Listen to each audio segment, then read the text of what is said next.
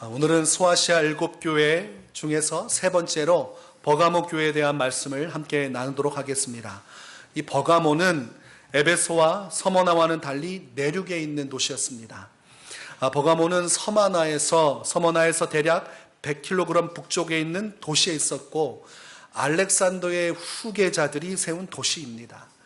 그리스 시대에는 동방의 거점 도시로 부각된 도시이고, 그리고 로마 시대에 와서는 아시아 전체를 통치하기 위한 정치 행정의 중심지가 됩니다. 이 버가모에는 우상 숭배와 황제 숭배가 굉장히 성행했습니다. BC 29년에는 아우구스투스 황제를 숭배하는 신전이 이곳에 세워졌습니다. 후에는 그곳에 트리아누스, 칼리굴라와 같은 황제 신전들이 차례대로 이곳에 세워졌습니다. 또한 높이가 12m나 되는 거대한 제우스의 제단도 세워지고, 여신 아데미, 그리고 디오니소스, 그리고 의술의 신인 아스클레피오스와 같은 신들에 대한 신전들도 굉장히 가득한 도시였습니다. 그런 터전적으로 영적으로 아주 척박한 땅에 이 버가모 교회가 세워지게 되었습니다. 오늘 본문 12절을 보겠습니다. 예수님께서 버가모 교회를 향해서 이런 메시지를 던지십니다. 버가모 교회의 사자에게 편지하라. 좌우에 날선 검을 가진 이가 이르시되 라고 말씀을 하고 계십니다. 예수님께서 항상 교회에게 자신의 메시지를 부여하실 때 자기 자신을 계시하는 표현이 있습니다. 오늘 본문에서는 좌우에 날선 검을 가진 이라고 자신을 표현하고 있습니다. 이 말씀을 좀 더 구체적으로 우리가 이해하려면 히브리서 4장 12절 말씀을 우리가 기억하면 되겠습니다. 하나님의 말씀은 살아있고 활력이 있어 좌우에 날선 어떤 검보다도 예리하여 혼과 영과 및 관절과 골수를 찔러 쪼개기까지 하며 또 마음의 생각과 뜻을 판단하나니, 이렇게 기록되어 있습니다. 예수님께서는 좌우에 날선 검을 가지시니라고 되어 있고, 이것은 곧 하나님의 말씀이신 예수님을 의미하고 있습니다. 예수님은 살아계시고 우리 히브리서의 말씀처럼 살아있는 말씀이신데, 그분에게는 어떠한 능력이 있냐면 무사람의 영혼과 골수를 찔러 쪼개고 마음도 변화시킬 수 있는 생명의 말씀이 되시는 생명의 하나님이시다, 이것입니다. 오늘 자신을 말씀이라고 계시를 하시고 그 능력을 나타내고 계십니다. 요한복음 1장 1절에 보면 태초에 말씀이 계시니라. 이 말씀이 하나님과 함께 계셨으니 이 말씀은 곧 하나님이시니라.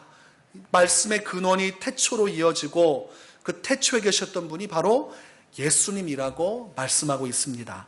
요한복음 1장 14절을 보면 말씀이 육신이 되어 우리 가운데 거하심에 우리가 그의 영광을 보니 아버지의 독생자의 영광이요 은혜와 진리가 충만하더라, 이렇게 기록하고 있습니다.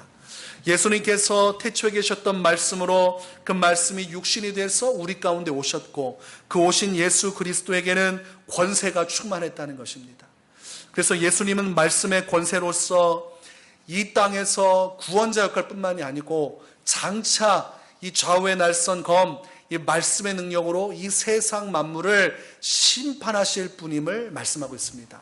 하나님으로서, 구원자로서, 그리고 심판자로서 역사하실 예수 그리스도를 오늘 좌우에 날선 검을 가지니 라고 표현하고 있는 것입니다. 예수님은 어떤 말씀이든 어떤 교회에게도 하실 수 있는 분입니다. 왜냐하면 예수님께서 그 말씀을 통해 훗날 모든 교회와 성도를 심판하실 것이기 때문입니다. 오늘 13절 말씀을 보니까 예수님께서 이런 말씀을 그들에게 주십니다. 내가 어디에 사는지를 내가 아노니 거기는 사탄의 권자가 있는 데라. 내가 내 이름을 굳게 잡아서 내 충성된 증인 안디바가 너희 가운데 그 사탄이 사는 곳에서 죽임을 당할 때에도 나를 믿는 믿음을 저버리지 아니하였도다, 이렇게 말씀을 하고 있습니다. 버가모 교회가 예수님께 지금 칭찬을 받고 있는 부분입니다. 무엇을 잘했냐고 했더니 끝까지 사탄의 권세 속에 굴복하지 않고 죽기까지 예수 그리스도의 충성된 증인의 역할을 감당했다고 말씀합니다. 그 대표적인 인물로서 안디바라는 사람을 예수님께서 말씀하고 계십니다. 오늘 이 13절에 보면 예수님께서 말씀하실 때에 내가 어디에 사는지를 내가 아노니 거기는 사탄의 권세가 있는 데라, 이렇게 말씀하십니다. 버가모 교회가 있는 곳에 사탄의 권세가 있다. 아무래도 범상치 않은 표현입니다. 교회가 있는 곳에 하나님 나라가 임해야지 사탄의 권자가 있는 데다, 이렇게 표현을 했다는 것은 어떤 특별한 메시지가 있다는 것입니다. 이 버가모 교회가 세워진 장소는 그 이전 시대에 과거 이집트의 신 세라피스를 섬기던 신전이 있던 곳입니다. 그러니까 신전 자리에 교회가 세워졌는데 그 신전의 크기가 길이가 100m고 폭이 40m 정도의 웅장한 신전이었습니다. 그 신전에 있던 터전의 교회가 세워졌고 그 주변으로는 황제를 숭배하는 신전과 그리고 여러 가지 다수의 신들을 섬기는 신전들이 포진해 있었습니다. 터전부터 주변까지 다 우상을 숭배하는 것 투성이었습니다. 그러니 예수님은 그곳을 영적으로 분별하시면서 사탄의 권자가 있는 곳, 이렇게 표현합니다. 우상 숭배하는 곳에는 사탄이 깃들여 있습니다. 하나님 외에 다른 신을 섬기고 다른 영적인 활동을 하는 것은 우리가 생각할 때 무시할 만한 것이 아니라 영적으로는 사탄이 그곳에 지진을 치고 자리를 잡고 역사하시는 아주 영적인 척박한 땅, 그리고 영적으로 영적 전쟁이 아주 치열한 땅이라는 것을 우리가 말씀을 통해 알 수 있습니다. 이 교회가 그 땅 위에 세워졌음에도 불구하고 그 여러 가지 영적인 공격 속에서도 믿음을 지키는 이들이 교회 안에 있었다는 것을 주님은 말씀을 하십니다. 여러분, 세상이 아무리 각박하고 치열하게 성도를 괴롭혀도 사탄이 아무리 제 아무리 군단이라는 이름으로 뭉쳐서 교회를 공격을 해도 교회는 믿음 안에서 승리를 할 수 있습니다. 이 안디바라는 인물이 그런 인물이었습니다. 본문 13절에 내 충성된 증인 안디바가 너희 가운데 곧 사탄이 사는 곳에서 죽임을 당할 때에도 나를 믿는 믿음을 저버리지 아니하리도다. 갖가지 귀신들이 들러붙어서 시험하고 나라와 관리들과 수많은 사람들을 통해서 공격할 때에도 끝까지 믿음을 지키지 않은 사람, 그 사람이 안디바입니다.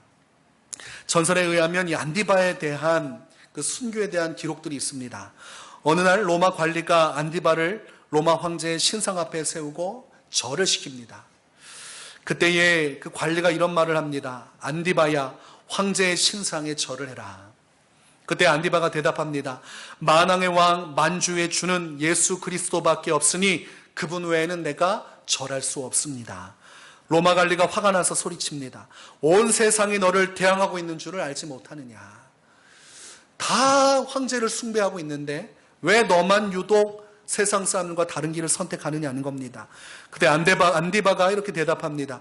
그렇다면 나 안디바는 온 세상에 대항하여 예수를 만주의 주로 시인하겠습니다. 결과적으로 안디바는 달구어진 놋가마에서 순교했다고 내용이 전해지고 있습니다. 그가 마지막 죽음의 순간까지도 그 입술에 머금었던 것은 예수 그리스도가 구원자며 만주의 주라는 신앙의 고백입니다. 우리가 이 땅에서 살아갈 때 평안할 때도 예수의 이름을 증거해야겠지만 오늘 예수님께서 이 버가모 교회를 칭찬하신 것은 죽음의 순간까지도, 위협을 당하는 그 순간까지도 예수님을 증언했던 그 신앙에 대한 칭찬을 하고 계십니다.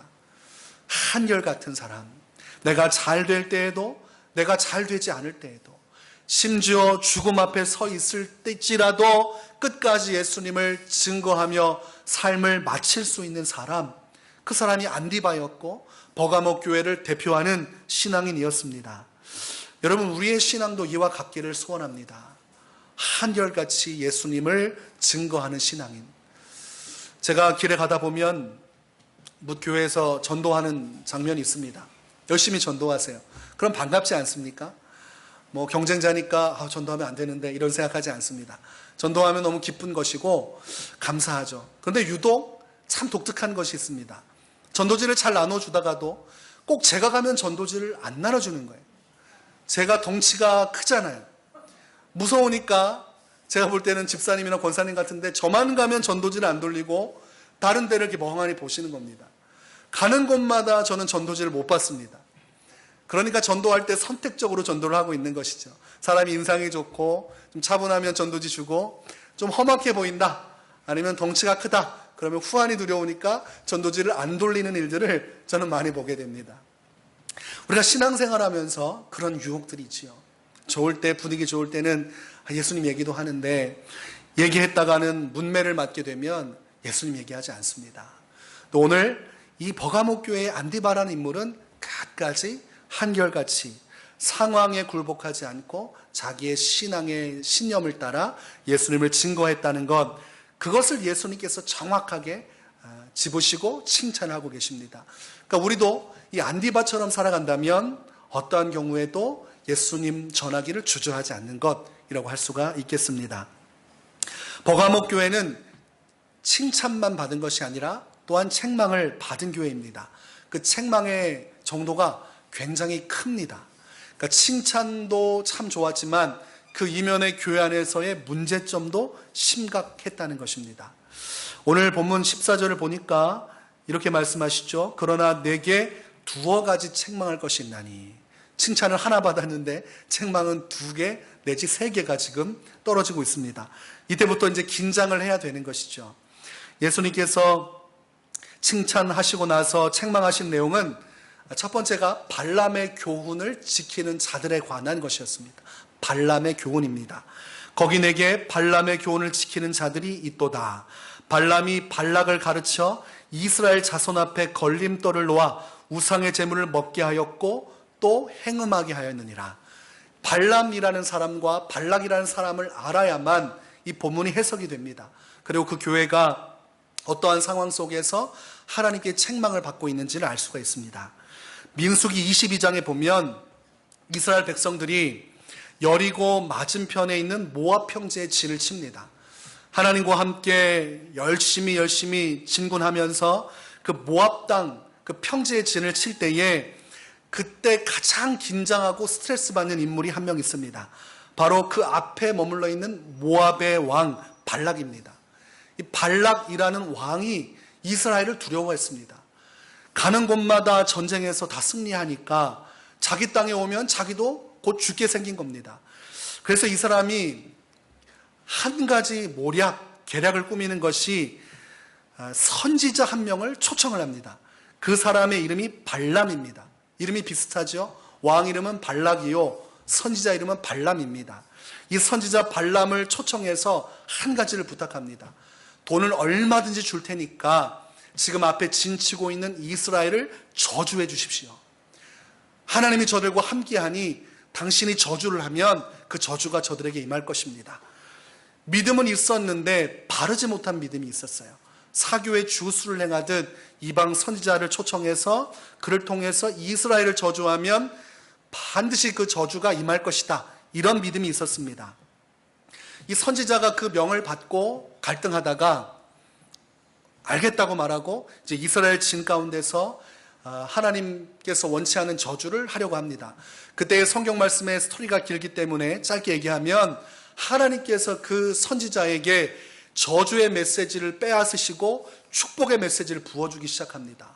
하나님께서 하라고 하시고 감동을 부어주시니까 이 선지자가 이스라엘을 저주할 수가 없는 겁니다. 그래서 첫 번째, 두 번째, 세 번째 시도를 다 실패하고 축복만 하고 끝이 납니다. 그러니 모압 왕 입장에서는 얼마나 속이 상합니까? 아니 어떻게 해서 돈으로 회유해가지고 이 저주하기 직전까지 왔는데 입을 열 때마다 이스라엘을 축복하는 겁니다. 이로 말할 수 없는 축복을 이스라엘에게 하고 나서 이 모압 왕과 이 발락과 발람의 이야기가 민수기에서 사라집니다. 그러다가 25장에 넘어가면서 이스라엘이 하나님 앞에 범죄하는 장면이 기록되어 있습니다.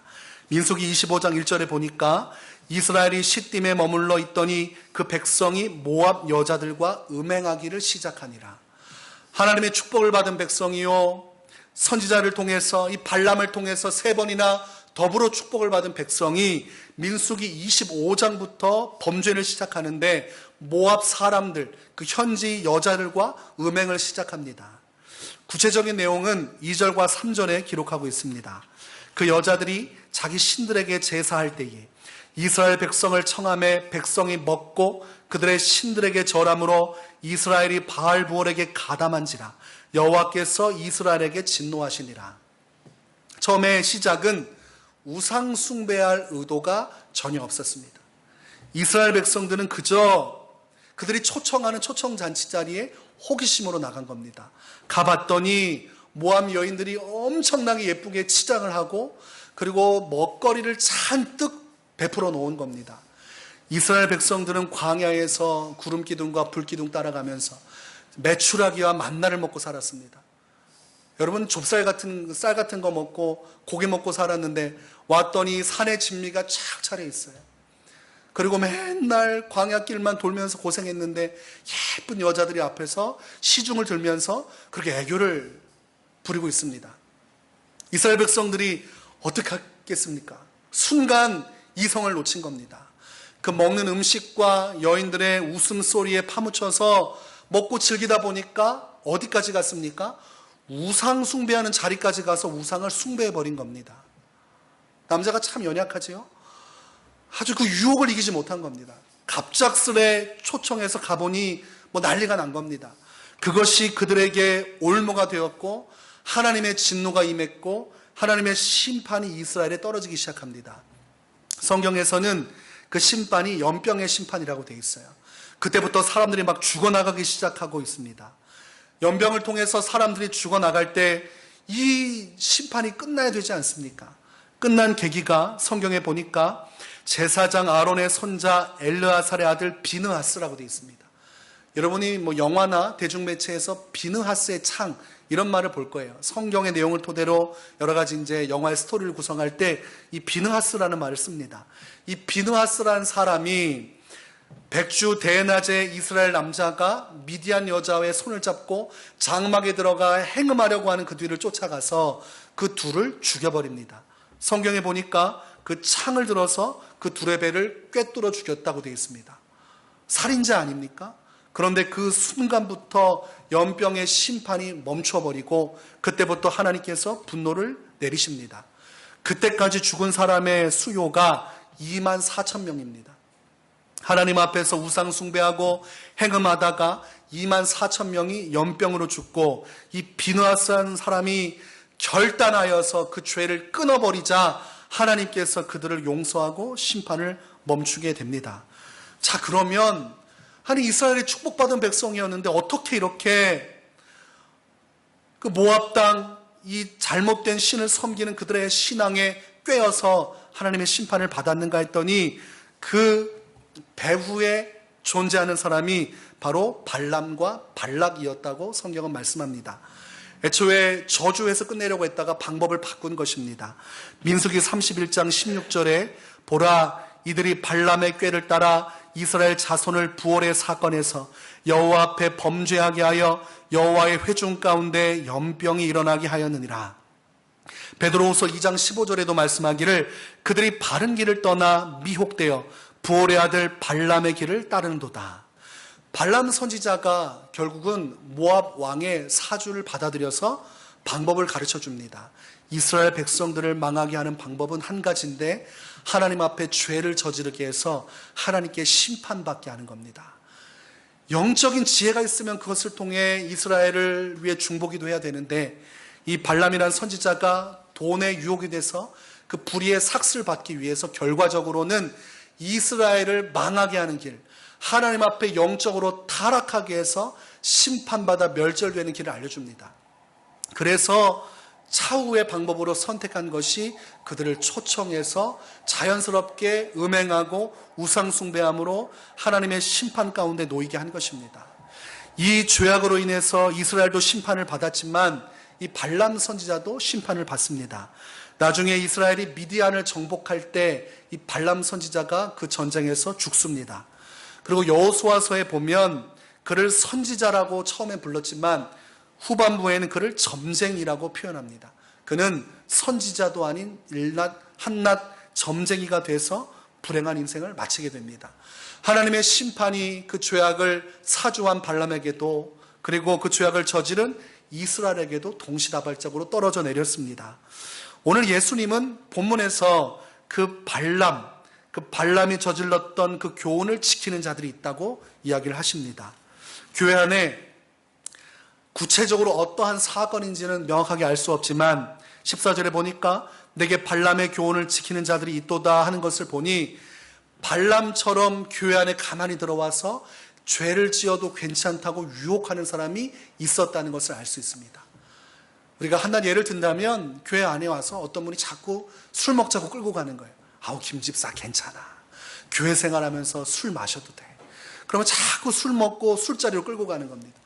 교회 와서 예수님 만나야 되는데 성도하고 잘못 연결돼서 은밀한 곳에 자꾸 불러서 죄 짓게 하고 술 취하게 하고 또 그 다음에 음행하게 하고 하는 일처럼 이 버가모 교회 안의 성도 중에서 자꾸 죄로 유혹하는 사람이 있었고 처음에는 아닌 척하면서 은근히 죄로 끌고 가는 겁니다. 그리고 이 죄에 끌려가서 같이 죄를 짓는 사람도 있었다는 거예요. 미혹하는 사람, 미혹에 빠져 죄 짓는 사람. 그 수면 위에 드러나진 않았지만 암묵적으로 이 교회 안에 그런 일이 있었다는 거예요. 그래서 예수님은 그것을 보고 발람의 교훈을 지키고 있다. 발람이 이스라엘 백성들을 멸절시키기 위해서 그것을 유혹하고 심판으로 끌고 들어가는 것처럼 교회 안에서의 생명의 길로 끌고 가지 않고 죄악의 길로 끌고 가는 그런 성도들이 있다는 것입니다. 끌려가는 사람은 어떻게 끌려갔겠어요? 이러면 안 되는데, 이러면 안 되는데. 처음부터 죄로 간 게 아닙니다. 자꾸 가다 보니까 이제 죄악에 들어서게 되고 이러면 안 되는데 하면서 죄를 짓게 되고 이 죄를 끊지 못하고 그 올무에 걸려서 서로 자꾸 죄 지는 길로 빠지게 되었습니다. 이 당시의 상황을 보면 음행하는 길로 끌고 가고 우상 숭배하는 길로 끌고 간 거예요.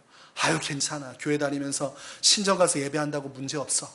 그러면 자꾸 유혹하는 거예요. 아닌 것 같은데 끌려가는 이 발람의 교훈의 역사가 교회 안에서 있었다는 것을 알 수가 있습니다. 또 한 가지는 예수님께서 책망하시기를 니골라당의 교훈을 지키는 자들이 있노라고 책망하셨습니다.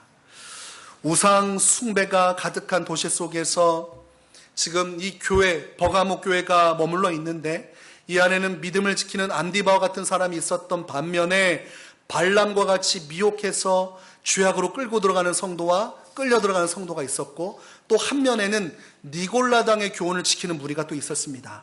15절에 보니까 이와 같이 내게도 니골라당의 교훈을 지키는 자들이 있도다. 니골라당은 에베소 교회 편에 잠시 제가 언급한 적이 있습니다. 이 사람들은 영혼이 구원을 받고 육체는 결국 땅에 썩어져 없어지는 무익한 것이라고 주장을 합니다. 영혼이 예수 믿고 구원 받았으니 육체는 어차피 썩어 없어질 것이기에 죄를 지어도 괜찮다 이렇게 얘기를 합니다. 한마디로 믿기만 하면 영혼은 구원됨으로 술과 도박과 음란과 우상 숭배를 해도 된다고 가르친 것입니다. 이 사람들과 발람의 교훈을 지키는 사람은 다릅니다. 발람의 교훈을 지키는 사람은 죄인 줄 알면서 끌려가는 사람들이고 니골라당의 교훈을 지키는 사람은 죄가 아니라고 우기면서 당당하게 죄 짓는 사람입니다. 그냥 도박하고 그리고 음란하고 우상 숭배하면서도 떳떳한 거예요. 내 영혼은 이미 구원받은 것이기 때문에 자유할 수 있다 이렇게 얘기를 합니다. 그로 인해서 성령께서 슬퍼하시고 소멸되는 일들이 그들의 공동체 가운데 계속 일어남에도 불구하고 영적으로 깨우치지 못하고 자기들의 잘못된 성경적 지식과 유혹과 잘못된 이단 사설에 매여서 하나님의 심판대로 향하는 사람들이 버가모 교회 안에 있었습니다. 여러분, 교회 안에 드러나진 않지만 감추어진 죄들이 많이 있습니다. 건강한 교회일수록 그런 퍼센트가 사라져요. 교회 안에 모두가 신실하게 거룩하게 한 방향으로 가지만 교회가 건강하지 않으면 여러분이 상상할 수도 없는 일들이 교회 안에서 일어나게 돼 있습니다. 목회자에게도 마찬가지고 성도에게도 마찬가지예요. 표면으로 드러나지 않지만 하나님이 보실 때 말로 할 수 없는 죄악들, 모르고서 끌려가든 알면서 선택하고 가든 그런 유혹에 노출되는 성도들이 굉장히 많습니다. 오늘 예수님은 버가모 교회 안에 어떤 일이 벌어지고 있고 누가 어떤 죄를 따라 심판의 길로 가는지 다 알고 계신다는 것을 우리는 말씀을 통해 깨닫게 됩니다. 이 니골라당의 문제가 뭡니까? 믿기만 하면 다 괜찮다는 거예요. 믿기만 하면 어떻게 살아도 상관없다는 것입니다. 맞습니까? 여러분은 앞으로 살면서 니골라당의 교훈을 따르는 성도들을 많이 만날 것입니다. 믿음만 있으면 된다고 이야기하면서 마음껏 살아도 된다고 말하는 사람을 보게 될 것입니다. 저는 많이 봤습니다. 복음을 이야기하는 것 같은데 실상으로 들어가면 삶이 정돈이 안 돼 있고 말씀대로 살지 않습니다. 깊이 들어가서 신앙적으로 교제를 하면 믿기만 하면 되는 거 아닙니까? 어차피 사람은 죄인이니까 믿기만 하고 어떻게 살든 연약하니까 그럴 수 있는 거 아닙니까? 그것이 복음이 아니라 오늘 본문을 통해 보면 니골라당의 교훈을 지키는 사람인 것입니다. 믿기만 하면 어떻게 살아도 상관이 없다. 이것을 영적으로 여러분 말씀을 통해 분별하시지 않으면 여러분의 신앙이 성숙하지 않고 하나님의 말씀에서 구별되지 않습니다. 그래서 내가 예수를 믿는 것 같지만 하나님의 은혜와 복을, 그 축복을 누리지 못하고 복음의 외인으로서 살다가 심판의 길로 가는 사람들이 많습니다. 복음이 무엇인가, 믿음이 무엇인가는 성경에서 이미 명확하게 기록하고 있습니다. 갈라디아서 2장 20절 말씀, 내가 그리스도와 함께 십자가에 못 박혔나니 그런즉 이제는 내가 사는 것이 아니요 오직 내 안에 그리스도께서 사시는 것이라. 이제 내가 육체 가운데 사는 것은 나를 사랑하사 나를 위하여 자기 자신을 버리신 하나님의 아들을 믿는 믿음 안에서 사는 것이라. 예수를 믿는다는 건 믿기만 하면 어떻게든 살아도 상관이 없는 것이 아닙니다. 믿음이라는 것은 조건이 있는데 이 믿음이라는 것 안에 숨겨진 진실은 내가 죽는 것이에요. 믿음을 가진 자는 내가 죽게 되어 있습니다. 예수를 제대로 만나고 이 복음의 믿음을 가진 사람은 과거의 죄로 얼룩진 내 죄를 십자가에 못 박아버리게 되어 있습니다. 이것은 니컬이에요. 똑같은 겁니다. 믿음은 십자가 앞에서 내 자아가 죽는 것, 믿음은 예수님과 함께 나를 못 박는 것, 이렇게 되어 있습니다. 믿으니까 아무렇게도 살아도 되는 것은 성경에 없는 내용이에요. 믿기 때문에 나는 죽고 내 안에 누구만 삽니까? 이제는 예수 그리스도만 사시는 것이에요. 예수님이 내 인생의 주인이 되시는 거예요. 그러니 예수님께서 내 주인이면 누구의 명령에 따라 움직이게 되어 있습니까? 예수님의 명령대로 사는 거예요. 예수님께서 범죄하라 말씀하셨습니까? 예수님께서 음행해도 된다고 말씀하셨습니까? 아니죠. 차라리 너의 눈을 뽑아서라도 죄를 짓지 말고 천국에 가라. 거룩함에 대한 얘기를 하셨어요. 예수님은 거룩하게 사셨고 마지막까지 죄악 가운데서 구별된 삶을 살다가 하나님께 가셨습니다. 우리가 예수를 믿는다는 건 이제 과거의 정욕은 십자가에 못 박고 예수님의 말씀을 따라 거룩한 삶을 향해서 새로운 시작을, 새로운 발걸음을 디뎠다는 것을 의미합니다. 그러니 이것이 명확하지 않아요. 복음에 대한 믿음에 대한 이해가 없으니까 니골라당이 하는 말들, 믿기만 하면 어떻게 살아도 상관없다는 거짓 믿음, 거짓 신앙을 전파하는 것입니다. 그래서 예수님은 사람을 볼 때 그 사람의 열매를 보라고 말씀하십니다. 그 사람이 얼마나 반지르르하고 멀쩡한지가 중요하지 않아요. 여러분, 사기꾼들의 특징이 어떤지 아십니까? 사기꾼들은 정말 훤출하고 깔끔하게 잘 입고 믿을만하게 생겼습니다. 믿을만하게 생겼어요. 야, 저렇게 사람이 착한 사람, 그리고 얼마나 또 정직하게 얘기하는지 그럴듯해요. 제가 고객님한테 속이는 게 아닙니다. 그러면서 현란하게 얘기하고 진실함을 동반하죠. 나중에 사기입니다.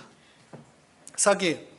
제가 얼마 전에 마스크를 사려고 이제 중고나라 말고 당근마켓이라는 데가 있어요. 당근마켓은 이 동네에 있는 사람들하고 어플을 통해서 물건을 주고받는 겁니다. 제가 마스크 5개를 일정한 금액으로 사기로 하고 만났습니다. 접선 장소에서 만나서 이제 금액을 주고 샀는데 사기를 당했습니다. 그렇게 안 보이셨는데 이분이 마스크 5개, 3개들이 15개가 들어있다고 했는데 나중에 비가 오니까 현장에서 확인 못하고 이제 들어와서 확인했더니 4개는 밀봉되어 있는데 하나는 뜯어져 있고 마스크가 하나만 들어가 있는 거예요. 그래서 보니까 사진에서는 괜찮았는데 사진을 보니까 작은 화면에는 온전한 4개만 보이고 확대하면 끝에 그 입구를 뜯어 놓은 게 보여요.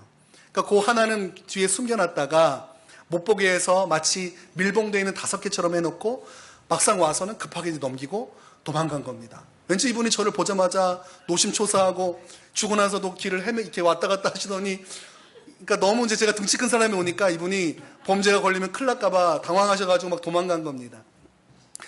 야, 사람이 이렇구나. 여러분, 참 사람을 믿기가 참 어려워진 세상입니다. 오늘 이 니골라당처럼 그럴듯하게 사람을 속이는 사람들, 영적으로도 사람을 그렇게 유혹하는 사람들이 있어요. 니골라당의 유혹이 우리 안에 찾아와도 여러분, 복음이 무엇인지를 알면 미혹되지 않습니다. 믿기 때문에 괜찮은 것이 아니고 믿기 때문에 말씀대로 사는 것이, 믿기만 하면 어떻게 살아도 되는 것이 아니라 믿기 때문에 거룩하게 사는 것입니다.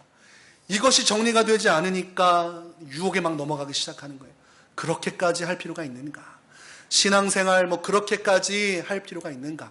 그러면서 무방비로 죄에게 자기의 마음을 열어주니까 죄에게 막 붙들려가지고 영적으로 분별도 못하고 세상에 끌려가서 발람의 교훈을 지키는 자들처럼 알면서도 계속 반복적인 죄에 끌려가고 괜찮아 하면서 예수님께서 원치 않는 삶을 살아가게 됐고, 또는 때로는 막 대범해져서 예수 믿으면 이렇게 해도 괜찮아, 어차피 회개하면 되는 거지, 그러면서 마구마구 죄를 짓거나, 아니면 죄인 줄 알면서도 예수 안에서 자유하다고 말하면서 자기 양심이 화인 맞은 자가 돼서 거침없이 막 죄를 짓는 사람들이 있습니다.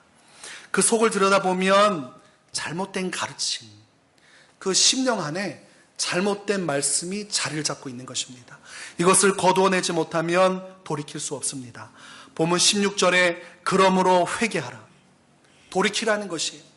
발람이 준 교훈, 니골라당이 준 교훈, 잘못된 교훈을 다 찢어버리고 온전한 복음을 가지고 회개하라는 거예요. 온전한 복음은 거룩함에 대한 명령입니다. 믿음은 복음에 의한 것이고, 믿음을 가지면 어떤 삶으로 나간다고요? 거룩한 삶을 향해 믿음의 전진을 하게 되어 있습니다. 믿으면서 거룩하지 않을 수는 없습니다. 믿으면 거룩한 삶을 살게 되어 있습니다. 베드로전서 1장 16절에 기록되었으되 내가 거룩하니 너희도 거룩할지어다. 믿음의 명령은 거룩함이에요. 우리가 20년, 30년 전에 믿음의 역사를 읽힐 때는 신유의 역사에 관심이 많았어요. 믿으면 막 예수님을 보게 되고 천국문이 열려서 입신하게 되고 그러면서 수만 가지 병이 치유된다고 그래서 믿음의 역사는 능력이다 이렇게 나왔습니다. 거다가 믿음의 역사는 축복이다. 그래서 물질적으로 부유하고 세상에서 형통하는 것. 그래서 믿음은 은사가 되고 믿음은 축복이 되고, 그러다 보니까 뭘 상실했습니까? 거룩함을 상실했습니다. 교인들은 막 늘어나기 시작해서 복을 누리고 은사도 막 나타나는데 하나님 앞에서 길을 잘못 들어서 거룩함이 상실되었습니다. 바른 믿음의 자리에 서 있는 자들이 많지 않게 되었다는 것입니다. 예수 믿는다고 하면서 세상의 온갖 부정부패는 기독교인들이 다 저지르고 있습니다. 부끄러운 일입니다. 부끄러운 일이에요. 제가 전에 섬기던 교회에서 청년부 수련회가 끝나고 나서 청년들이 그러는 거예요. 목사님, 전도사님 식사 한번 하시죠. 기분이 좋잖아요. 아유, 그래도 나를 챙겨주는구나. 그래서 열심히 밥을 먹는데 청년 중에 하나가 그러는 거예요. 이모, 소주 한 병이요. 제가 농담하는 줄 알았습니다. 아우, 청년 참 재밌네 이렇게 생각하고 있었는데 소주 한 병이 나오는 거예요. 그러더니 따더니 목사님 드실래요? 이러는 거예요. 저 그때 큰 충격을 받았습니다. 그런데 눈치가 있는 청년 하나가 당황을 하더라고요. 왜냐하면 그 술을 시킨 청년은 교회 나온 지 얼마 안 되고 믿음 시작한 지 얼마 안 됐어요. 근데 청년 한 명은 권사님 아들이고 수석장로님 아들이에요. 문신을 이렇게 새겼는데 그 청년은 이제 아는 거예요. 목사님 앞에서 술 먹으면 안 된다는 거. 몰래 자기들끼리 술 마셨는데 얘가 초짜라서 목사님도 같이 술 마시는 줄 알고 뭣도 모르고 그냥 시킨 거예요. 그러니 분위기가 어떻게 됐습니까? 저는 이거 뭐 어떻게 하지도 못하지. 그 젊은 청년은 눈치를 못 채고 계속 술을 따르고 있지. 앞에 있는 청년은 얼굴이 사색이 돼가지고 덩치는 이만하고 막 문신 새겼는데 얼굴이 홍당무가 돼가지고 어찌할 바를 모르는 겁니다. 두 가지 선택이 있었어요. 화를 내고 혼내고 나간다. 두 번째는 끝까지 인내하고 나중에 말씀으로 가르친다. 내적 갈등이 수없이 있었습니다. 나를 무시하고 나를 함부로 하는 건가 싶은 생각이 날 정도로 태어나서 처음 겪는 일이었습니다. 처음 겪는 일이었어요. 근데 마음속에 몰라서 그러는구나 싶은 생각이 있었고, 또 여기는 이미 이걸 익숙한 죄를 저질러 왔는데 이거 내가 얘기한다고 해서 변화되겠는가? 차라리 차후에 말씀을 통해 가르치자. 그래서 참고 그냥 술 마신 거 놔두고 저 밥 먹고 나갔습니다. 그런데 가다 보니까 이제 눈치를 챈 거예요, 이 젊은 청년이. 그리고 그더니 물어보더라고요. 목사님, 술 마시면 안 되나요? 그래서 제가 이제 여러 가지로 술에 대해서 얘기해주고 신앙적인 근본적인 얘기를 했어요. 술 마시고 안 마시고 여부를 떠나서 우리가 거룩한 삶을 추구해야 하고, 술에 자꾸 가다 보면 취하게 되고, 그러면 신앙적으로 힘이 드니 예수님을 사랑하게 되면 그런 것들을 하나둘씩 정리하게 돼 있다. 그래서 율법으로 하지 말고 은혜 속에서 예수님 만나면서 자연스럽게 정리될 것이니까 은혜 받는 데 집중해라. 뭐 이렇게 해서 정리를 했습니다. 우리가 교회를 할지라도 말씀이 바로 서지 못하면 이상하게 갑니다.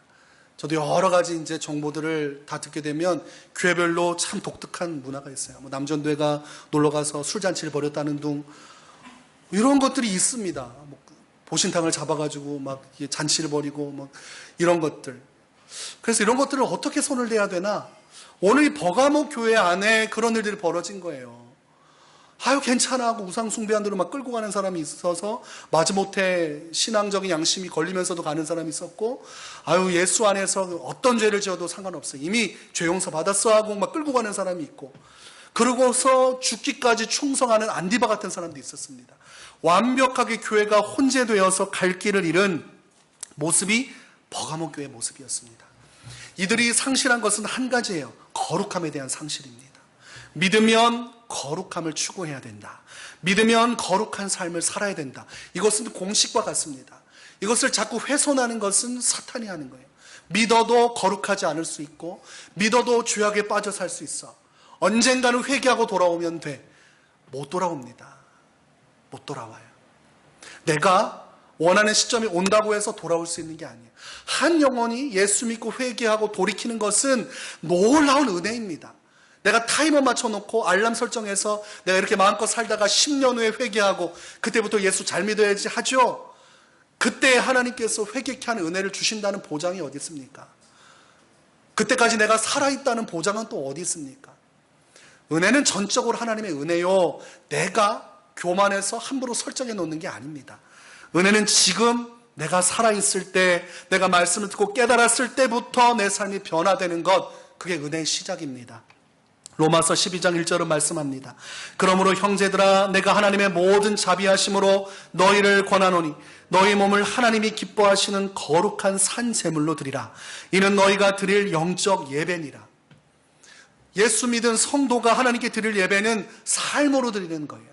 내 삶을 거룩하게 구별해서 말씀을 따라 기도하며 말씀을 통한 힘을 내서 세상 사람들과 구별된 그리스도의 사람으로서 내 안에 계신 예수님의 말씀을 따라 몸부림치며 거룩한 삶을 살아갈 때 그 삶이 산제사가 되고 그 삶을 통해 거룩한 예배를 주님은 받으신다, 이렇게 되어 있습니다.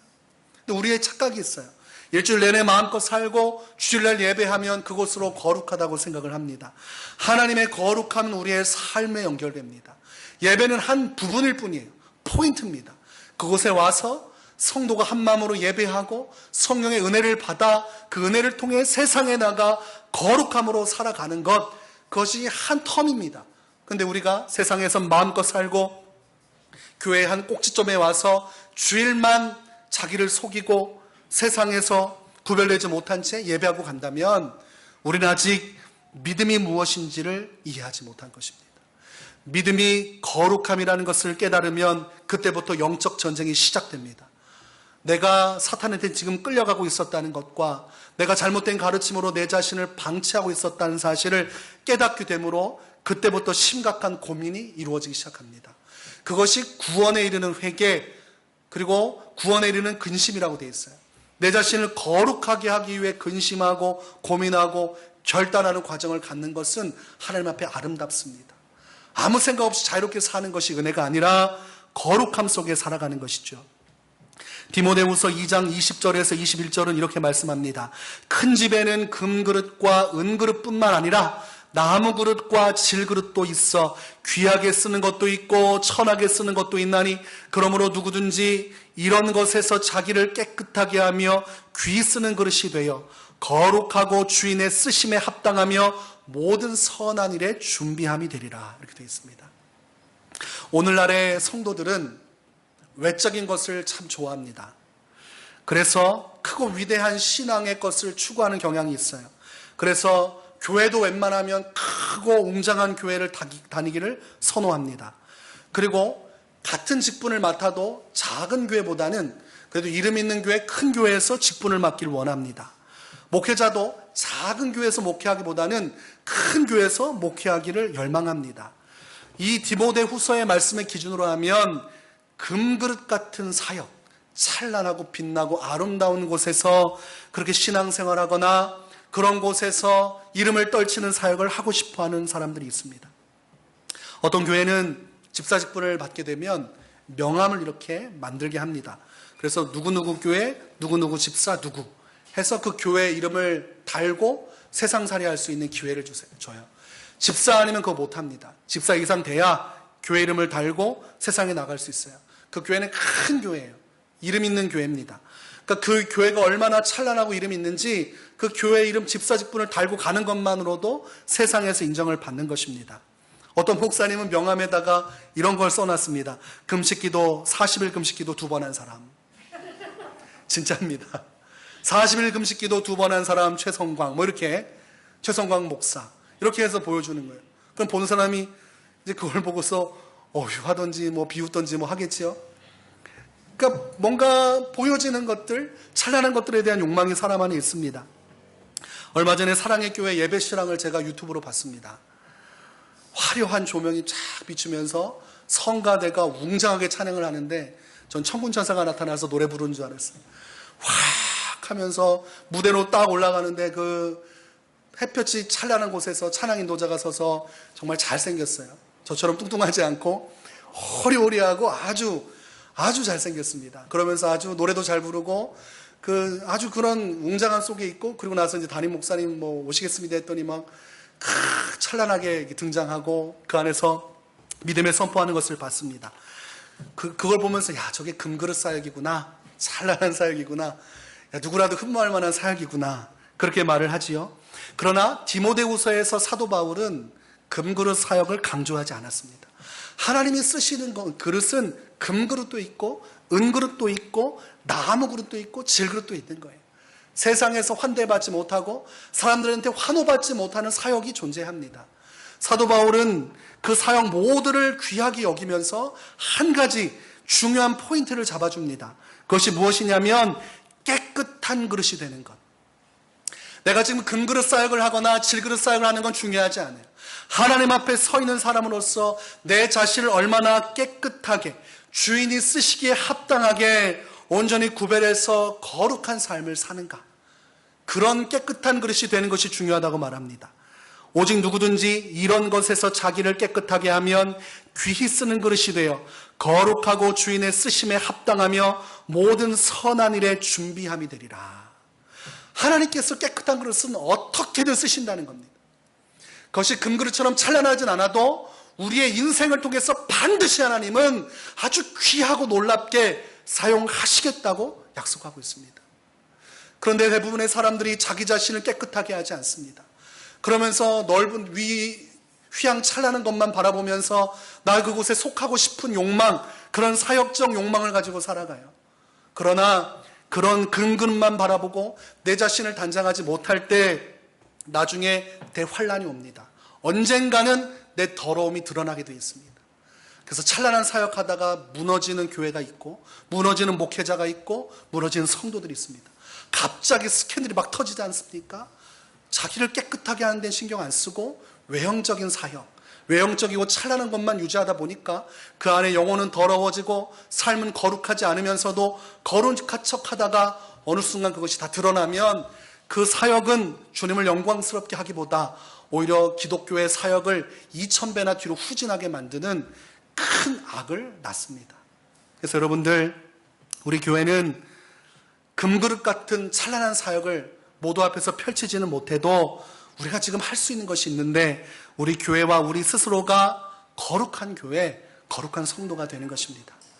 깨끗한 그릇이 되는 것, 그러면 주님이 우리를 보시고 우리를 귀한 일에 예비하셔서 사용하신다는 것입니다. 그것이 사도 바울이 디모데에게 전해줬던 진심입니다. 오늘 버가모 교회는 하나님 앞에서 거룩함을 상실한 것으로 인해서 책망받았습니다. 여러분들 안에 여러 가지 유혹이 오겠지만 여러분 믿음은 거룩하게 사는 것입니다. 거룩하게 사는 것은 오직 성령의 은혜로 가득 가능해지는 것입니다. 그래서 여러분, 하나님의 은혜를 받기를 사모하십시오. 거룩함의 투쟁에 들어선 사람은 예배와 경건을 가까이 합니다. 왜냐하면 내가 하나님을 가까이 하지 않고는 거룩함을 유지할 수 없기 때문입니다. 세상은 강팍하고 여러 사람들이 나를 미혹하고 사탄이 유혹하는데 어찌 내 혼자 힘으로 설 수 있습니까? 나의 대장 되신 예수 그리스도, 예배와 공동체와 나의 경건 속에 역사하는 예수 그리스도만을 붙들고 그 뒤를 따를 때 성도는 성령의 은혜로 거룩한 삶, 그리고 승리하는 삶, 깨끗한 그릇으로서 예비된 삶을 살게 되는 것입니다. 앞으로 우리 교회가 더욱더 거룩함을 통해 우리 거룩하신 주 앞에 쓰임받는 깨끗한 그릇이 되기를 주의 이름으로 축원합니다.